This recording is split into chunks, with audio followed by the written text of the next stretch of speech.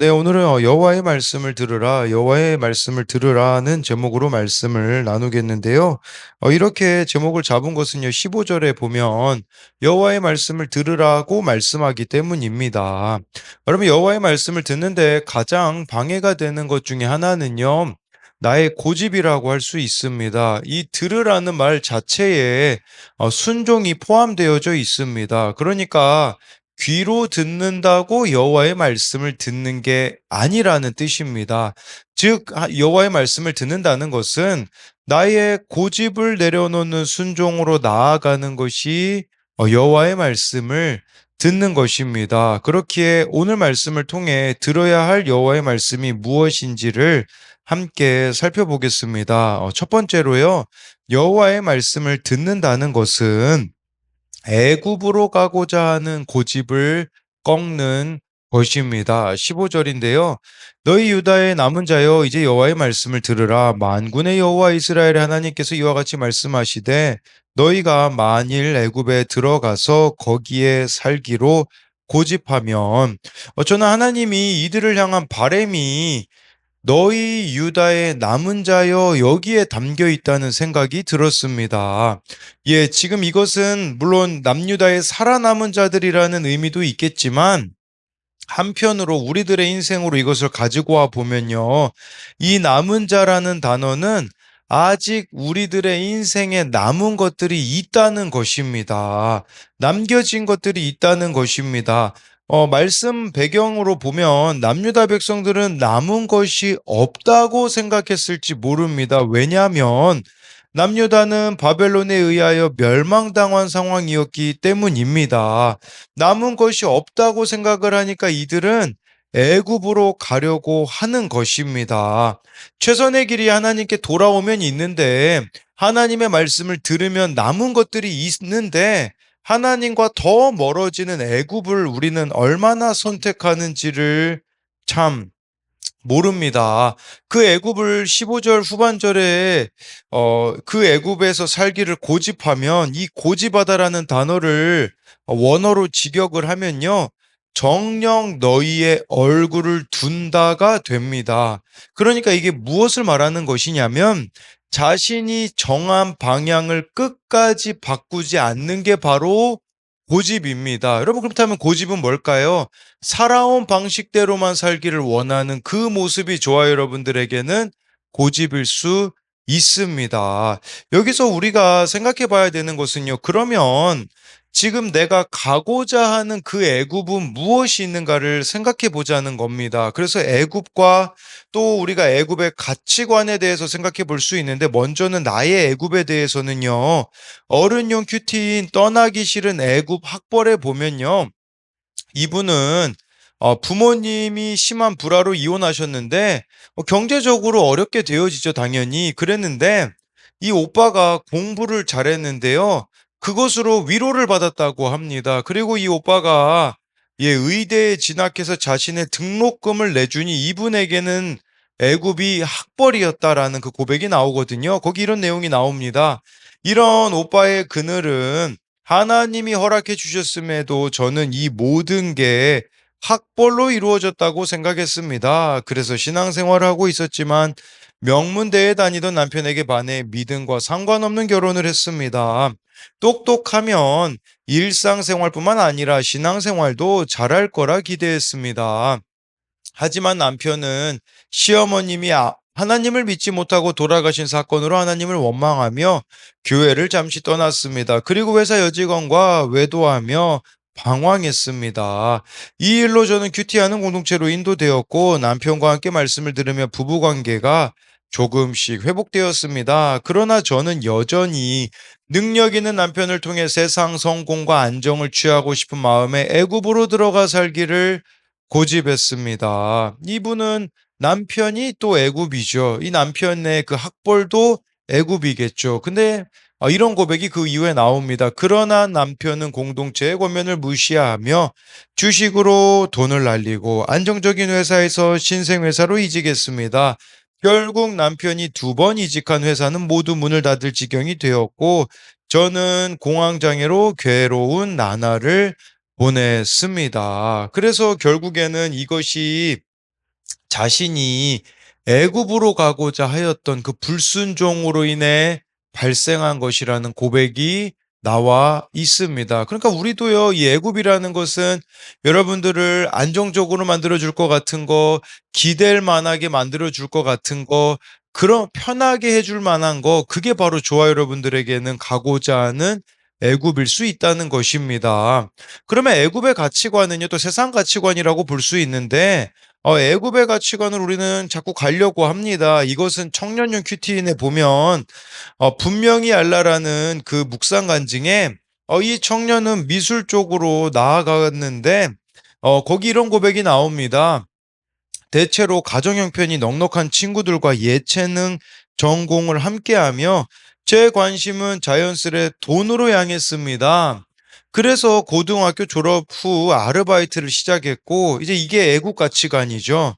내가 번 돈 내가 쓴다는 생각에 11조도 하지 않고 소비에만 집중했습니다. 그러니까 '내가 돈 벌었으니까 이거 나만을 위해서 쓰겠다.'라는, 그러니까 하나님께 드리지 않는 것을 보여주고 있는 것입니다. 그 결과 이런 내용이 나와요. 결국 하나님은 칼과 기근, 전염병의 재난이 임하듯 제 아르바이트 자리가 사라지게 하시는 일을 통해 제가 의지하던 돈 우상이 무너지게 하셨습니다. 저는 월급이 끊기고 나서야 제 씀씀이를 돌아보았고 이대로라면 평생 아르바이트만 하다가 끝나겠구나라는 위기의식을 느꼈습니다. 이제 그 이후에 하나님의 은혜로 직장에 취업하게 되어서 이제 하나님께 드릴 부분은 드리게 되었다라는 이런 간증이 나와 있습니다. 여러분, 우리도 마찬가지로 세상의 가치관에 영향을 받고 있다면 그게 바로 저와 여러분들에게는 애국 가치관의 영향을 받는 것입니다. 그래서 우리는 그것으로부터 떠나야 합니다. 애국, 그리고 애국 가치관에서 떠나야 되는 이유가 이제 16절 17절에 분명히 나와 있습니다. 너희가 두려워하는 칼이 애굽 땅으로 따라가서 너희에게 미칠 것이요 너희가 두려워하는 기근이 애굽으로 급히 따라가서 너희에게 임하리니 너희가 거기서 죽을 것이라. 무릇 애굽으로 들어가서 거기서 머물러 살기로 고집하는 모든 사람은 이와 같이 되리니 곧 칼과 기근과 전염병에 죽을 것인즉 내가 그들에게 내리는 재난을 벗어나서 남을 자 없으리라. 네, 여러분, 애굽으로 가게 되어지면요, 칼이 애굽 땅으로 따라간다고 하는데 이 따라간다라는 표현은요, 원어로 보면 기본적으로 사냥에 사용되는 용어입니다. 칼이 마치 사냥꾼이 따라가듯이 끝까지 추격할 것이라는 것은 하나님의 심판이 애국까지 따라가서 미치게 된다라는 것입니다. 17절에요. 칼과 기근과 전염병에 죽을 수밖에 없게 될 것이라고 하는데 이것은 불순종의 대가라고 할 수 있습니다. 예, 그런데 여기도 보면요. 아까 제가 유다의 남은 자들에 대한 부분들을 15절에서 설명을 드렸는데 아직 저와 여러분들에게 남아있는 것들이 있는데 그때 순종을 하면요. 회복이 돼요. 회복이 됩니다. 근데 문제는 뭐냐면 그때 우리가 불순종하잖아요. 17절 후반절에 보면요. 남을 자 없으리라. 남은 것들이 없어질 수밖에 없다라고 말씀해 주고 있습니다. 예를 들면요. 지금 남유다가 멸망당해서 바벨론에 포로로 잡혀간 사람들이 있습니다. 그 사람들은 어떻게 될까요? 70년이 지나면요. 회복됩니다. 왜냐하면 말씀을 따라서 바벨론에 간 것이 되기 때문인 것입니다. 그러나 말씀을 따르지 않고 그냥 애굽으로 가버린 이 사람들은요. 어떻게 되겠습니까?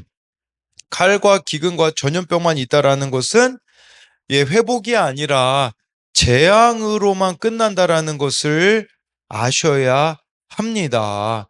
이처럼 여러분 세상을 따르는 결론은 남는 것이 재앙밖에 없음을 아셔야 합니다. 그래서 이것에 대한 두 가지 적용 질문은요. 떠나야 하는 내가 고집하고 있는 애굽 또는 애굽의 가치관은 무엇입니까? 그래서 여러분들의 그 애굽의 가치관, 내가 거기로부터 떠나야 되는데 지금 떠나지 못하고 있지 않는가 보자는 것입니다. 또 한 가지는요. 칼과 기근, 전염병의 재난이 임한 것과 같이 하나님께서 내 삶에 사라지게 하신 일은 무엇입니까? 그래서 여러분들에게 정말 남은 것이 없게 된 것처럼 된 그런 상황들 또 환경들이 우리들에게 무엇이 있느냐는 것이죠.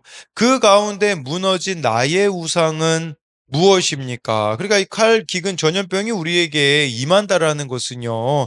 예, 거기서 내가 이제 버려야 되는 우상이 있다라는 뜻일 수 있습니다. 그렇기 때문에 그 무너짐 속에서 내가 버려야 되는 나의 우상은 무엇이 있는지를 돌아보자는 것입니다. 두 번째로요, 여호와의 말씀을 듣는다는 것은 스스로를 속이고 있는 것을 돌이키는 것입니다. 18, 19절인데요. 만군의 여호와 이스라엘의 하나님께서 이와 같이 말씀하시되 나의 노여움과 분을 예루살렘 주민에게 부은 것 같이 너희가 애굽에 이를 때에 나의 분을 너희에게 부으리니 너희가 가증함과 놀램과 저주와 치욕거리가 될 것이라 너희가 다시는 이 땅을 보지 못하리라 하시도다. 유다의 남은 자들아 여호와께서 너희를 두고 하신 말씀에 너희는 애굽으로 가지 말라 하셨고 나도 오늘 너희에게 경고한 것을 너희는 분명히 알라. 예레미야는 애굽으로 이제 이들이 가게 되면요, 어떤 일이 벌어질지를 하나님께서 말씀해 주신 그대로를 전합니다. 그곳에 가면요, 가증함, 놀램, 저주, 치욕거리가 될 것이라고 말씀해 주고 있습니다. 더 비참해질 것이라는 의미가 될 수 있습니다. 그리고 이들은요, 유다 땅으로 돌아가지 못한 채 애굽 땅에서 죽고 말 것이라고 합니다. 그리고 19절에 하나님은요, 이들에게 계속해서 희망을 갖고 계세요. 이들이 순종하기를 원하시기 때문에 또 뭐라고 부르십니까?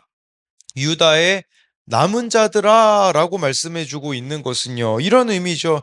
너희들이 내 말에 순종하여 돌이키기만 한다면 살 수 있다라는 그 희망이 유다의 남은 자들아 여기에 담겨져 있습니다. 그리고 애굽으로 가지 말라고 경고한 것을 분명히 알라고 하십니다.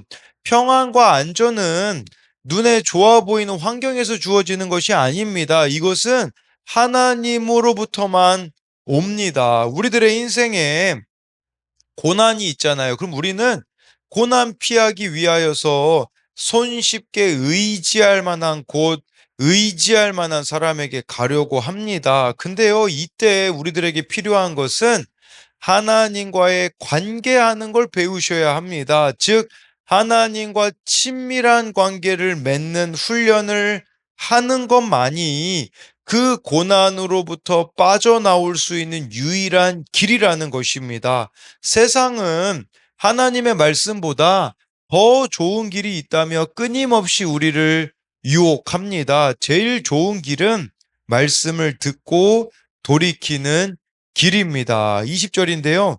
너희가 나를 너희 하나님 여호와께 보내며 이르기를 우리를 위하여 우리 하나님 여호와께 기도하고 우리 하나님 여호와께서 말씀하신 대로 우리에게 전하라. 우리가 그대로 행하리라 하여 너희 마음을 속였느니라. 이들이 예레미야에게요, 하나님께서 말씀하신 것을 자신들이 순종하겠다고 했지만 실제로 하나님의 말씀이 자신들의 뜻과 다르니 약속을 지키려고 하지 않는 그 마음이 있음을 예레미야가 지적하고 있습니다. 예, 그래서 여러분 그 신조어로 답정너라는 말이 있습니다. 이 답정너가 뭐의 줄임말이냐?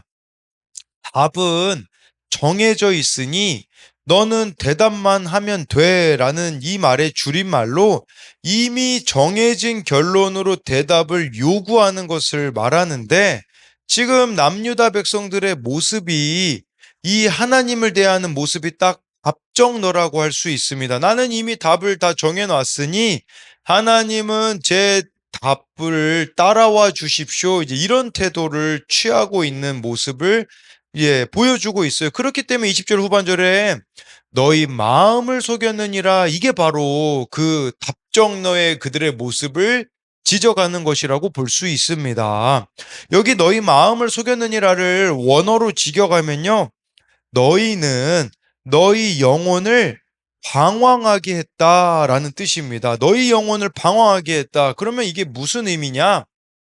지금 여러분들이 영혼의 방황을 하고 있다면 내가 잘 알 겁니다. 내가 성령으로 충만한지 영적으로 방황 중인지는 자신이 잘 알 겁니다. 근데 내가 지금 영적으로 방황하고 있다면 그게요, 바로 내 삶의 결론이라는 것을 아셔야 된다는 뜻입니다.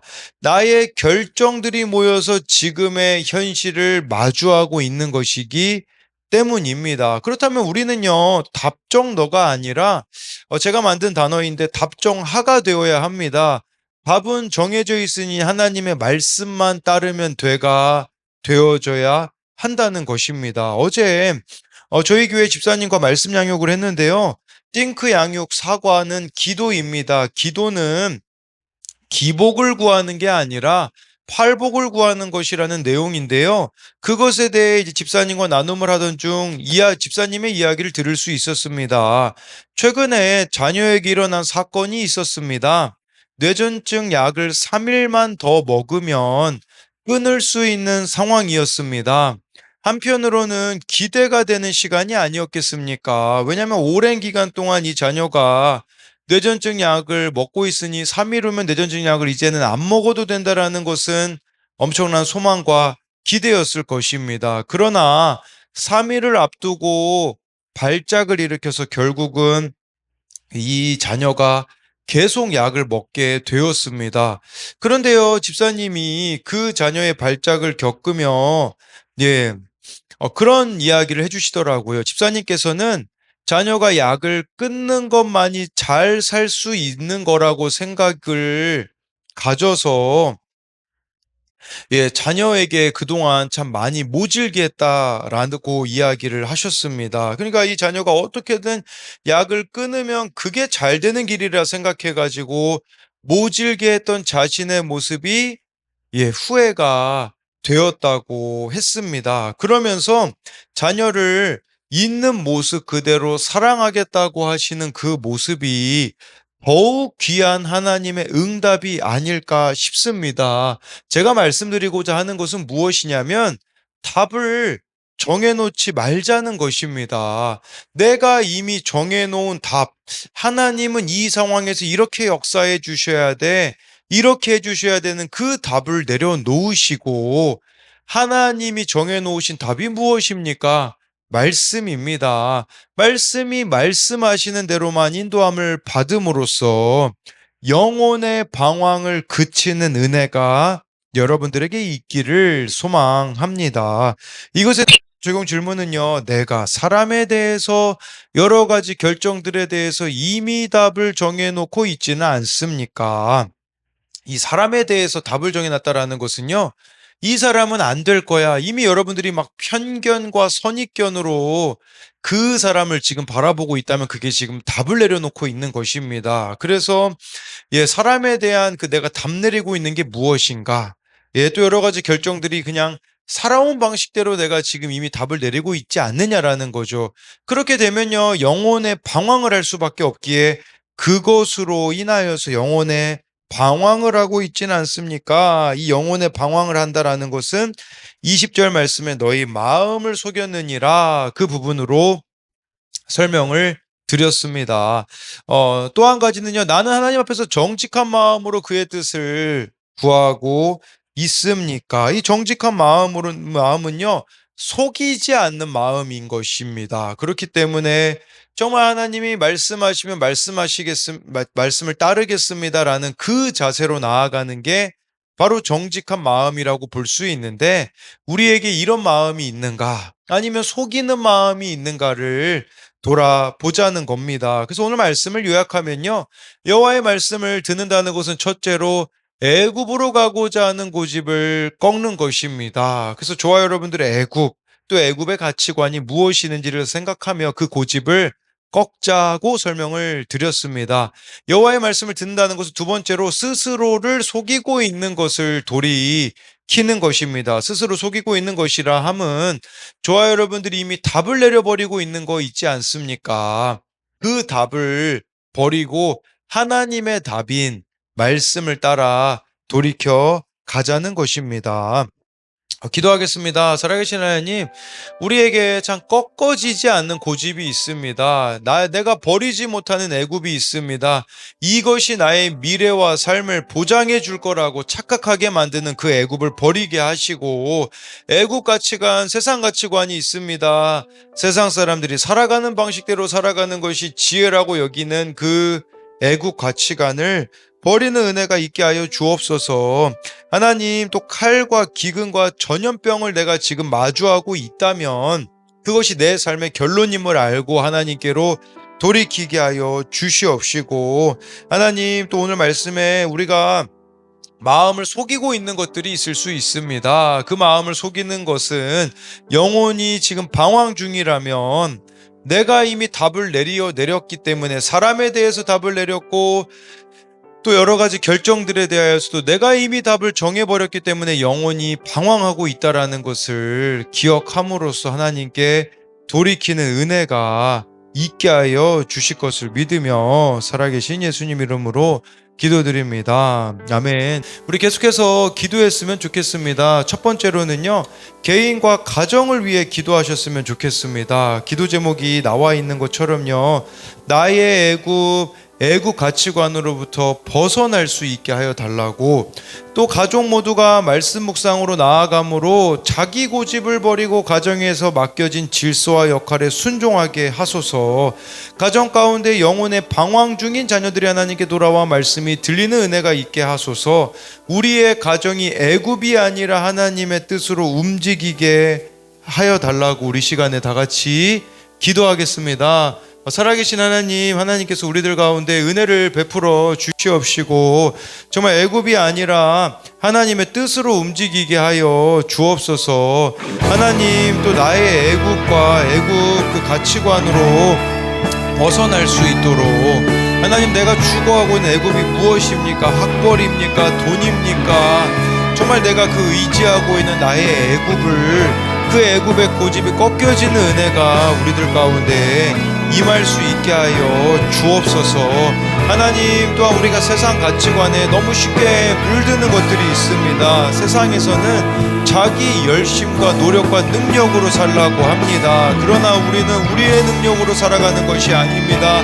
우리는 하나님의 은혜로 살아가는 자들입니다. 그렇기에 하나님, 주어진 자리에서 내가 남은 자로서 살게 하여 주옵소서. 하나님의 그루터기 남은 자가 되어서 하나님 그곳 가운데 하나님의 은혜를 선포하는 자들 되게 하여 주시고, 하나님, 우리가 하나님의 말씀을 믿고 따르며 나아갈 때에 하나님의 남겨두신 은혜가 있다는 사실을 기억하게 하여 주옵소서. 하나님, 또한 우리 가정을 위하여서 기도합니다.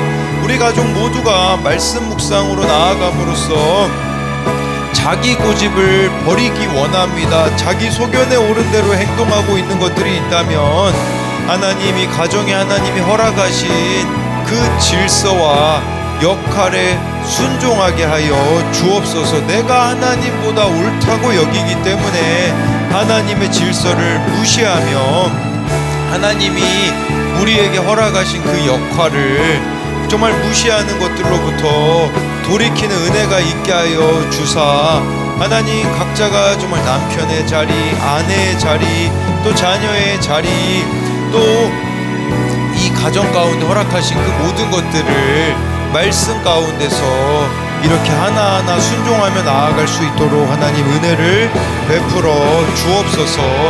하나님, 또 가정 가운데 영혼의 방황 중인 자녀들이 있습니다. 그들의 구원을 위하여서 기도하기 원합니다. 그들이 영적으로 방황하고 있다라는 것은 바로 나의 삶의 결론임을 알게 하여 주옵소서. 아직 늦지 않았습니다. 내가 하나님 앞에 회개하며 복구전을 치르며 나아갈 때에 정말 나의 자녀의 구원이 이루어지는 생명의 성령의 역사가 하나님 이루어지게 하여 주시옵시고, 정말 나의 자녀들 가운데에 하나님의 말씀이 들리는 은혜가 있게 하여 주사, 하나님 그들의 앞길을 하나님께서 책임져 주시옵시고, 하나님 날마다 이 구원의 방향으로 나아갈 수 있는 우리들이 되게 하여 주옵소서. 하나님, 또 가정 가운데 여러 가지를 또 결정해야 됩니다. 그랬을 때 우리 가정이 애국이 아니라 하나님의 뜻으로 움직이는 가정이 되어지게 하여 주옵소서. 하나님, 그렇기에 모든 결정 가운데 오늘 말씀에 묻고 오늘 말씀이 무엇이라고 하였는가 그 말씀을 따라가는 우리들이 되게 하여 주시옵시고, 서로를 대할 때에 먼저 하나님 앞에서 머무는 시간이 있기 원합니다. 충분한 기도와 말씀으로 나아갈 때에 하나님의 관점으로 자녀들 또는 배우자를 바라보며 하나님 믿음의 결정들을 해 나아가는 그런 가정이 되어질 수 있도록 우리 주님께서 인도하여 주시고 함께하여 주옵소서. 우리 계속해서 기도할 때는요, 우리 교회와 나라를 위해 기도합시다. 우리 교회가 환경이나 사람의 말이 아닌 하나님 말씀 중심으로 움직이는 공동체가 되게 하소서. 나라 가운데 임한 칼과 기근 전염병의 재난 속에서 우리들의 우상들 돈, 학벌, 음란이 무너지게 하소서. 지도자들에게 영적 분별력을 주사 인간적인 계산이 아닌 하나님의 지혜를 구하게 하여 달라고 우리 계속해서 기도하겠습니다. 주여, 살아계신 하나님 아버지, 우리가 이 시간에 정말 교회와 나라를 위하여서 기도하기 원합니다.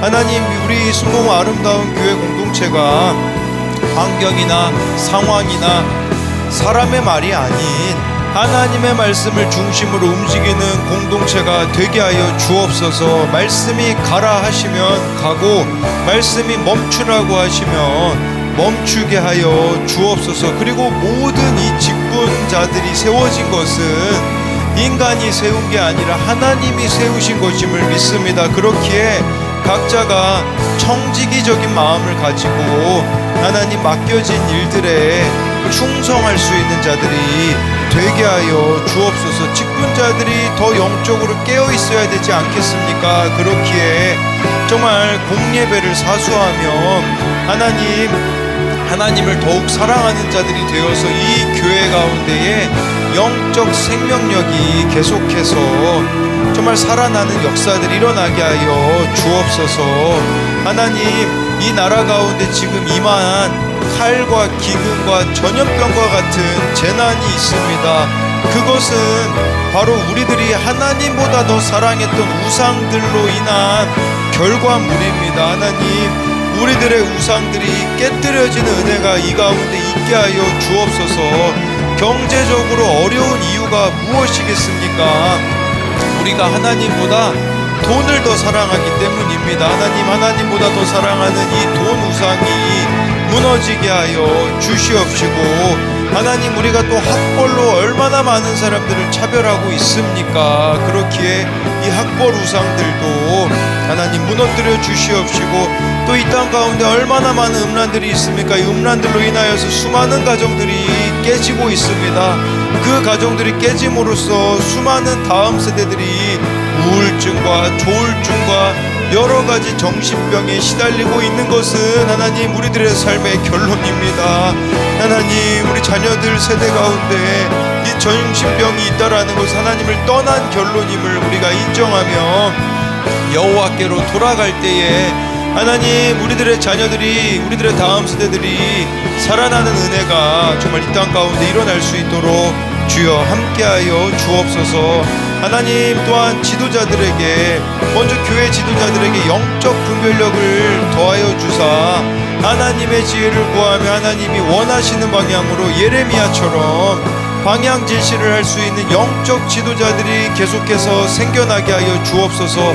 하나님, 뿐만 아니라 또 이 나라를 이끌어가는 지도자들을 위하여서 기도합니다. 하나님, 그들이 인간적인 생각으로 어떤 정책들을 결정하는 것이 아니라 하나님의 말씀을 거스르지 않을 수 있도록 하나님의 말씀이 기준이 되어서 정책들을 결정하며 하나님 보시기에 좋은 방향으로 나아갈 수 있도록 하나님이 나라를 하나님께서 인도하여 주시고 책임져 주실 것을 믿으며 살아계신 예수님 이름으로 기도드립니다.